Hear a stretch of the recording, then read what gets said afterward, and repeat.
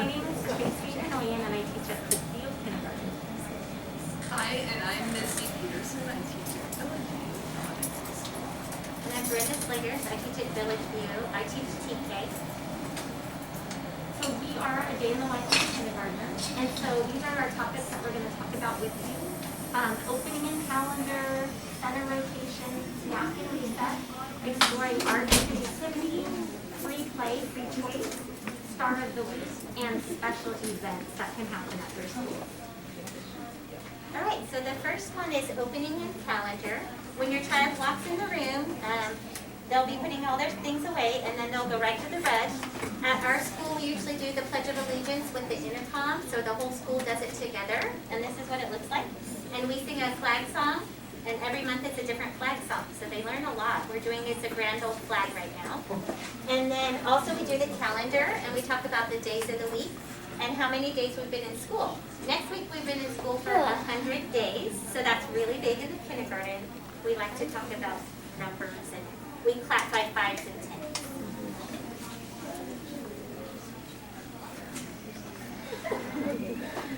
Okay, center rotations is a very important part of our program. The students are grouped in small groups so that they can come through, they're doing activities that we've designed for them, and they go from table to table or rug. They may work on their rug or other places, but most importantly, we want to have them with us at least once a day in this kind of special rotation. We usually do language arts, maybe phonics, reading activities, sometimes math. And anything else you'd like to add to that? So like you'll notice some of them are sitting down right here, and we want them to be able to have that movement and be on the carpet. They're not just on the carpet because they don't have a seat at the table. They're actually like strengthening their little bodies and their muscles and using their forearms to help them with all kinds of writing and their fine motor skills in their hands. So we want them to be able to do activities like that. They were doing a dice game and just like holding a pencil, and that's making them just sit proper and hold the pencil properly. So I'm on snack and recess, and I said at the last session, in the very beginning of kindergarten, you give them a snack in their lunchbox, they are going to eat their entire lunch at one sitting. They don't know when to stop, and they're hungry, they don't know what's their snack, what's for lunch. So if you can split that up for them, and you put snack in one special bag or in a special spot, their lunchbox, and have them be a part of it. Like if they are built into like, yes, I'm going to get this healthy snack to eat and give me energy for learning all day, have them pack the snack cart with you. They don't have to cut anything, but if they can help you kind of pack and be a part of what they like, then they're more, they'll eat it. Because sometimes they get there and they're like, I don't like this. It's like, well, your mom packed it for you, but I don't like it anymore. And it's like, okay, if they have the buy-in, then they're ready to go. I know that snack for us is really important. If we just opened the playground and said, all right, they would just go off to play in every direction and not eat at all, even if their bellies were telling them they were hungry.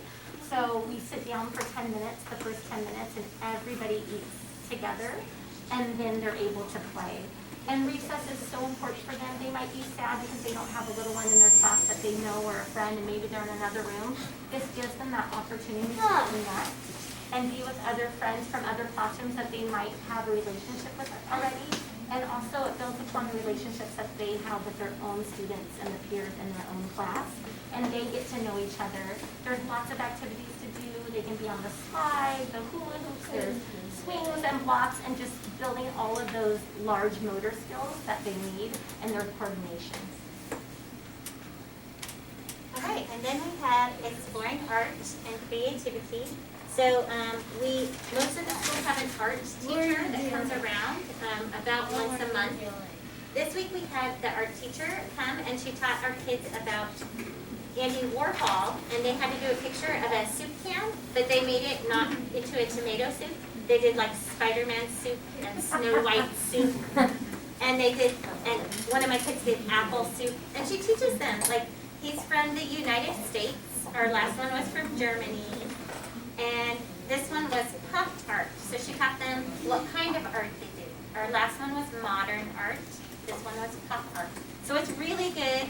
PTO will buy those for us, those teachers that come in.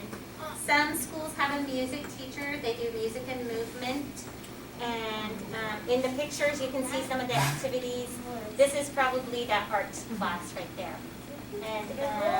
And some of the music classes have instruments they can play, like drums and triangles and stuff like that.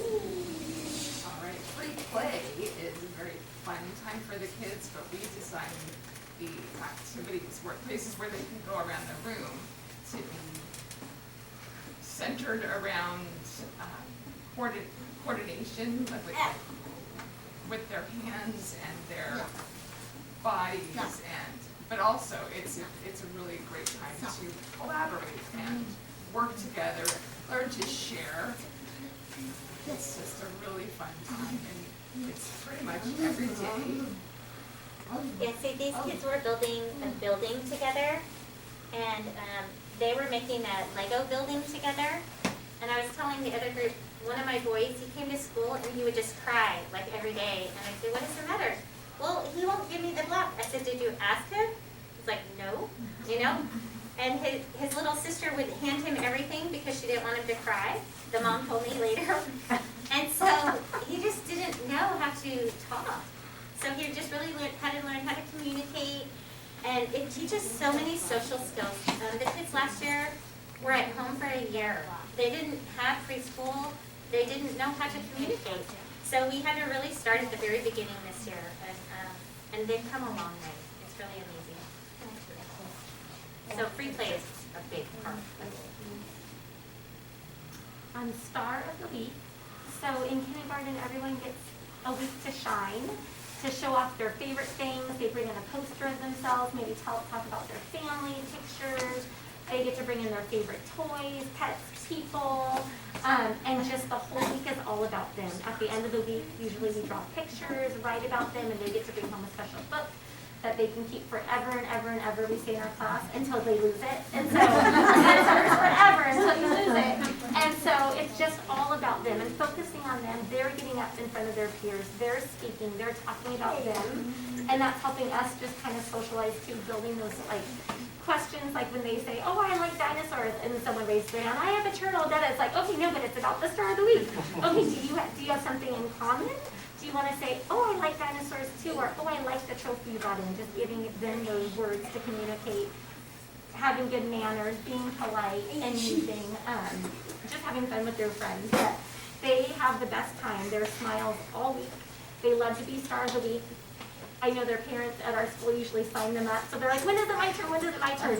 Once a couple kids have gone. And so it's truly their time to shine and focus on them.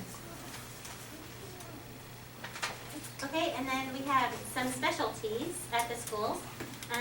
All the schools have a library, so the library, we visit once a week, and the librarian will read a story, and they can check out books. And this was a feast at Thanksgiving time, so we do those special things. This was kids riding a bus on a field trip. If you ask them what was your favorite part of the field trip, a lot of them say riding the bus, because they've never done it before. It's so cute.